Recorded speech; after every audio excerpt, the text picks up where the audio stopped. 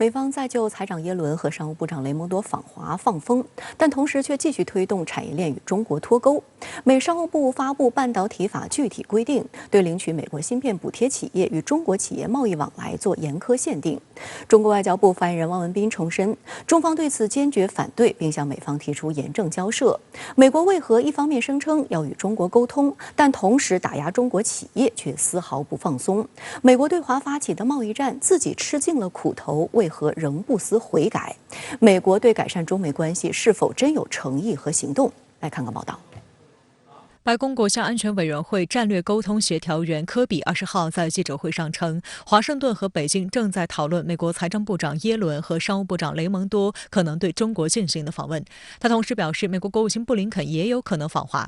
今年2月初，中国民用无人飞艇误入美国领空，美方将此事炒作为间谍活动，渲染所谓中国威胁，甚至动用武力击落无人飞艇，给亟待缓和的中美关系再添阴影。耶伦和雷蒙多访华如果成行，将是美中关系2月份直线下滑以来两国间的最高级别访问。事实上，在耶伦和雷蒙多分别表达访华意愿后，中国商务部发言人均表示欢迎。观察认为，这说明中美经贸相互依赖程度很高，经贸依然是中美关系的压舱石。这一客观事实说明，中美之间需要合作，美方不能一味寻求竞争对抗。美国商务部2月7号发布的数据显示，2022年美国和中国货物贸易总额达6906亿美元，创历史新高。但是美国其实已经越来越清醒地意识到，如果中美关系这种僵局这么持续下去的话，或者甚至紧张不断升级，很有可能导致中美两国走向更加严重的冲突和对立。这点对于美国人肯定也是不符合他的利益的。所以这也是为什么拜登总统一再讲要建立护栏，建立护栏。美国事实上现在面临着内忧外患，那么这个时候其实更需要中美之间在比如经济啊、贸易啊来帮助美国度过这个难关。美国一些高官现在不断的释放信号，希望能够访华，事实上也是希望借此机会让中美关系一方面紧张有所降低，另外一方面合作能够得到至少一部分领域的合作能够得到重启。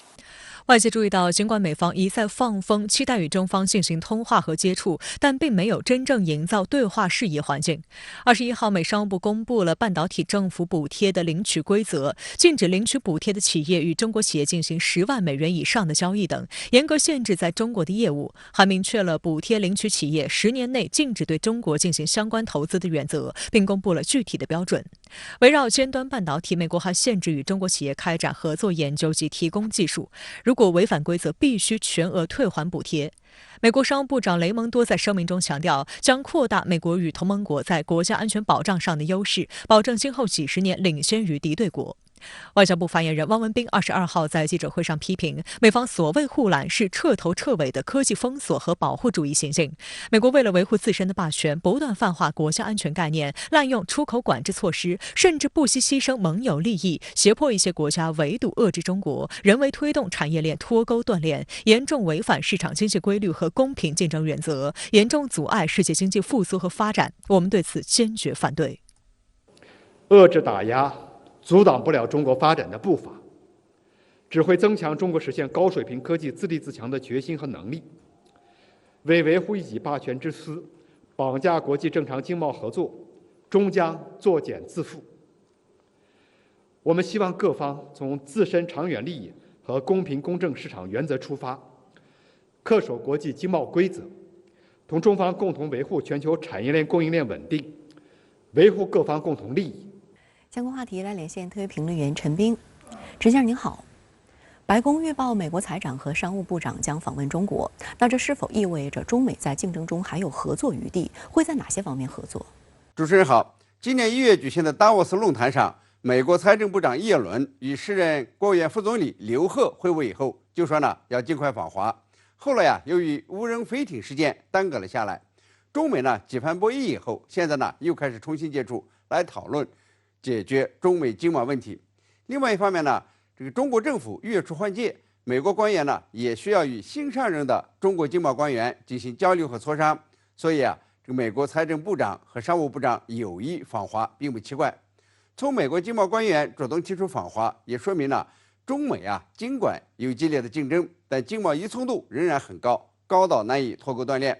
我想美国率先派出经贸官员访华，还有一个重要的原因是中美经贸战已经打了5年，结果呢是美国对华贸易逆差不减反升，从2017年的3752亿美元上升到了2022年的3829亿美元，双边贸易总额呢也在增加，即便呢在新冠疫情期间也没有出现下滑的态势。这就说明呢，两国经贸发展具有内在的逻辑，也是全球分工的正常结果。政治影响的作用呢是很有限的。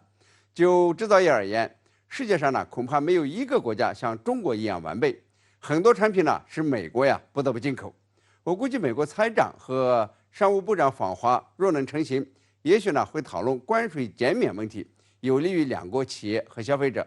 当然呢，这只是事情的一方面。